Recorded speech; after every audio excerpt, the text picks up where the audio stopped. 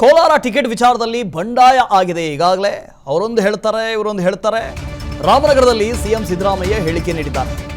ಕೋಲಾರದಲ್ಲಿ ನಿನ್ನೆ ಏನೂ ಡ್ರಾಮಾ ನಡೆದಿಲ್ಲ, ಇಂದು ಸಂಜೆ ಒಳಗಾಗಿ ಎಲ್ಲ ಬಗೆಹರಿಯುತ್ತೆ.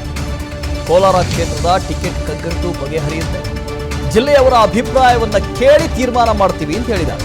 ಮುಖ್ಯಮಂತ್ರಿಗಳು ಹೇಳಿದ್ದಾರೆ, ಏನೂ ಹೈಡ್ರಾಮಾ ನಡೆದಿಲ್ಲ ಅಂತ. ಕೋಲಾರದಲ್ಲಿ ಆಗಿಲ್ಲ, ಬಟ್ ವಿಧಾನಸೌಧದಲ್ಲಿ ಒಂದು ದೊಡ್ಡ ಹೈಡ್ರಾಮಾ ನಡೆದಿತ್ತು ನಿನ್ನೆ.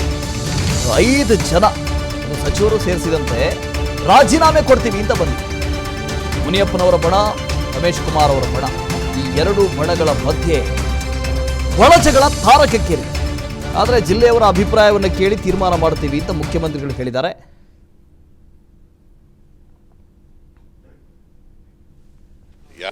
ಮಾತಾಡ್ತೀವಿ, ಇವತ್ತು ಮಾತಾಡ್ತೀವಿ. ಪ್ರಹಸನ ಮಾಡಿದ್ರು ಡ್ರಾಮಾದ ಅಂತ ಯಾರು ಹೇಳಿದ್ರು? ಯಾರು ಡ್ರಾಮಾ ಏನ್ ಮಾಡಿಲ್ಲ. ನ್ಯಾಚುರಲ್ ಆಗಿ ಅವ್ರೊಂದು ಗುಂಪು ಹೇಳ್ತಾರೆ, ಇವರೊಂದು ಒಬ್ಬರು ಹೇಳ್ತಾರೆ ಅಷ್ಟೇ. ಅದು ಇತ್ಯರ್ಥ ಆಗಿಲ್ಲ. ಎಲ್ಲ ಬಗೆಹರಿದವೆ, ಅದು ಬಗೆಹರಿತದೆ. ಇದು ಚುನಾವಣೆ ಮೇಲೆ ಪರಿಣಾಮ ಬೀರಲ್ವಾ ಸರ್ ಮುಂದೆ ನಡೀತದೆ? ಯಾಕೆಂದ್ರೆ ಯಾವ ಬಣ ಕೊಟ್ಟರು ಕೂಡ ಭಿನ್ನಮತ ಕಟ್ಟಿಟ್ಟ ಬುಟ್ಟಿ ಅಂತಾರೆ. ಹಾಗಾದ್ರೆ 10 ಜನಕ್ಕೆ ಕೊಡ್ಲಿಲ್ಲ ಕರ್ನಾಟಕ ಬಿಜೆಪಿ ಅವರು, ಅವರೆಲ್ಲ ಪರಿಣಾಮ ಬೀರಲ್ವಾ? ಬೀರಲ್ವೇನಪ್ಪ? ಬರೀ ನಮ್ಮದೇ ಪರಿಣಾಮ ಜಿಲ್ಲೆಯವರ ಅಭಿಪ್ರಾಯ ಕೇಳಿ ತೀರ್ಮಾನ ಮಾಡ್ತೀವಿ. ಬಿಡಿ, ಮಾತಾಡ್ತೀವಿ, ಇವತ್ತು ಮಾತಾಡ್ತೀವಿ. ಪ್ರಹಸನ ಮಾಡಿದ್ರು ಡ್ರಾಮಾದ ಅಂತ ಯಾರು ಹೇಳಿದ್ರು? ಯಾರು ಡ್ರಾಮಾ ಏನ್ ಮಾಡಿಲ್ಲ. ನ್ಯಾಚುರಲ್ ಆಗಿ ಅವ್ರೊಂದು ಗುಂಪು ಹೇಳ್ತಾರೆ, ಇವರೊಂದು ಒಬ್ಬರು ಹೇಳ್ತಾರೆ ಅಷ್ಟೇ. ಅದು ಇತ್ಯರ್ಥ ಆಗಿಲ್ಲ. ಎಲ್ಲ ಬಗೆಹರಿದವೆ, ಅದು ಬಗೆಹರಿತದೆ. ಇದು ಚುನಾವಣೆ ಮೇಲೆ ಪರಿಣಾಮ ಬೀರಲ್ವಾ ಸರ್ ಮುಂದೆ ನಡೀತದೆ? ಯಾಕೆಂದ್ರೆ ಯಾವ ಬಣ ಕೊಟ್ಟರು ಕೂಡ ಭಿನ್ನಮತ ಕಟ್ಟಿಟ್ಟ ಬುಟ್ಟಿ ಅಂತಾರೆ.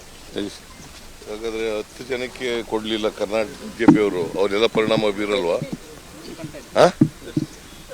ಬೀರಲ್ವೇನಪ್ಪ?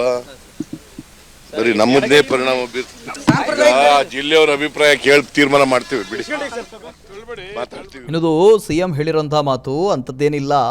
ಕೋಲಾರದಲ್ಲಿ ಭಿನ್ನಮತ ಇದೆ, ಹೌದು. ಆ ಗುಂಪು ಅವರು ಒಂದು ಮಾತಾಡ್ತಾರೆ, ಈ ಗುಂಪು ಅವರು ಒಂದು ಮಾತಾಡ್ತಾರೆ. ಕರೆಸಿ ಮಾತಾಡ್ತೀವಿ, ಎಲ್ಲ ಸರಿ ಹೋಗುತ್ತೆ. ಆ ಥರದ್ದು ಭಿನ್ನಮತ, ಡ್ರಾಮಾ ಈ ಥರದ್ದೇನೂ ಆಗಲಿಲ್ಲ ಅಂತ ಸಿದ್ದರಾಮಯ್ಯನವರು ಹೇಳ್ತಾ ಇರೋದು. ಆದರೆ ನಿನ್ನೆ ವಿಧಾನಸೌಧದಲ್ಲಿ ಮಾತ್ರ ಏನಾಯಿತು ಅನ್ನೋದು ಇಡೀ ರಾಜ್ಯವೇ ಗಮನಿಸಿದೆ. 5 ಜನ ರಾಜೀನಾಮೆಯನ್ನೇ ಕೊಡ್ತೀವಿ ಅಂತ ಬಂದಿತ್ತು. ಕೋಲಾರದಲ್ಲಿ ಅವರವರೇ ಕಲ್ಪನೆ ಮಾಡಿಕೊಂಡಿದ್ದಾರೆ. ರಾಮನಗರದಲ್ಲಿ DCM DK ಶಿವಕುಮಾರ್ ಹೇಳಿಕೆ ನೀಡಿದ್ದಾರೆ. ಯಾರಿಗೆ ಟಿಕೆಟ್ ಕೊಡಬೇಕು ಅಂತ ನಮಗೆ ಗೊತ್ತಿದೆ. ಮುನಿಯಪ್ಪ ಹಿರಿಯರಿದ್ದಾರೆ, ಅವ್ರ ಜೊತೆ ಮಾತಾಡ್ತೀವಿ. ಪಕ್ಷ ತೀರ್ಮಾನಿಸಿಲ್ಲ, ಅವರೇ ಗೊಂದಲ ಮಾಡಿಕೊಂಡಿದ್ದಾರೆ ಅಷ್ಟೇ. ಇನ್ನೂ ಪಕ್ಷ ತೀರ್ಮಾನ ಮಾಡಿಲ್ಲ ಯಾರಿಗೆ ಟಿಕೆಟ್ ಕೊಡಬೇಕು ಅಂತ. ಘೋಷಣೆ ಆಗಿಲ್ಲ, ಚರ್ಚೆ ಪೂರ್ತಿಯಾಗಿದೆ.